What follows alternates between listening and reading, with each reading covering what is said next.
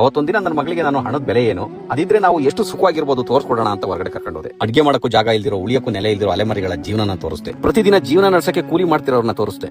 ಓಡಾಡಕ್ಕೆ ಸ್ವಂತ ಗಾಡಿ ಇಲ್ದೇನೆ ಬಸ್ಸಿಗೆ ಕಾಯ್ತಿರೋ ಜನನೆಲ್ಲ ತೋರಿಸಿ, ದುಡ್ಡಿಲ್ಲ ಅಂದ್ರೆ ಇವ್ರಗಳ ತರನೇ ನೀನು ಕಷ್ಟ ಅನುಭವಿಸಬೇಕಾಗುತ್ತೆ ಅಂತ ಹೇಳಿದೆ. ಮಗಳು ಅವ್ರನ್ನ ನೋಡಿ ಅವ್ರಿಗಷ್ಟು ಕಷ್ಟ ಇದ್ರು ಯಾಕೆ ಅವ್ರು ನಗ್ತಾ ಇದಾರೆ ಡ್ಯಾಡಿ ಅಂತ ಕೇಳ್ತು. ಮಗಳ ಮಾತು ಕೇಳಿ ಒಂದು ಕ್ಷಣ ನನ್ನ ಆಲೋಚನೆಗಳೆಲ್ಲ ತಲೆಕೆಳಗಾಗೋಯ್ತು. ಅವ್ರ ಮುಖದಲ್ಲಿ ನಾನು ಅನ್ಕೊಂಡಂತ ಕಷ್ಟ ಯಾವ್ದು ಕಾಣಿಸ್ತಾನೆ ಇರಲಿಲ್ಲ. ದಿನಗೂಲಿ ಮಾಡ್ತಾ ಇದ್ರು, ಸ್ನೇಹಿತರು ಜೊತೆಗಿದ್ದಾರೆ.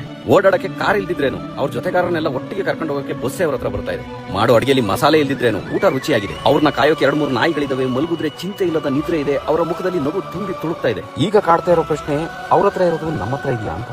ಯಾವ ಸುಖಕ್ಕೆ ಅಂತ ಹಣ ಸಂಪಾದನೆ ಮಾಡಿದ್ವು, ಅದೇ ಹಣ ನಮ್ಮ ಹತ್ರ ಬಂದಾಗ ಬಂಧು ಮಿತ್ರರೆಲ್ಲ ದೂರ ಆದ್ರು. ನಾವು ಸಂಪಾದನೆ ಮಾಡಿರೋ ಆಸ್ತಿನೇ ಚಿಂತೆಯಾಗಿ ಬದಲಾಗಿ ಮಲಗುದ್ರೆ ನಿದ್ದೆ ಬರ್ದಂಗಾಗಿದೆ. ಎಲ್ಲಕ್ಕಿಂತ ಹೆಚ್ಚಾಗಿ ಮುಖದಲ್ಲಿ ನಗು ಅನ್ನೋದೇ ಕಳೆದೋಗಿದೆ. ಸುಖವಾಗಿರೋಕೆ ಯಾವ ದಾರಿ ಹಿಡಿದು ಆ ದಾರಿನೇ ತಪ್ಪಾಗಿದೆ. ಆ ಸುಖದ ಸ್ಟಾಪ್ ಇಂದನೇ ಎಷ್ಟೋ ಜನ ಪ್ರಯಾಣಿಕರನ್ನ ಕರ್ಕೊಂಡು ತುಂಬಾ ದೂರ ಪ್ರಯಾಣ ಮಾಡಿಬಿಟ್ಟಿದ್ದೀನಿ. ಇಷ್ಟು ದೂರ ಪ್ರಯಾಣ ಮಾಡಿ ಹಿಂದೆ ತಿರುಗಿ ನೋಡಿದ್ಮೇಲೆ ಗೊತ್ತಾಗ್ತಾ ಇದೆ, ಏನು ಇಲ್ಲದೆ ಎಲ್ಲ ಇರುವವನು ಸುಖಿನೋ, ಎಲ್ಲ ಇದ್ದು ಏನು ಇಲ್ಲದವನು ಸುಖಿನೋ ಅಂತ.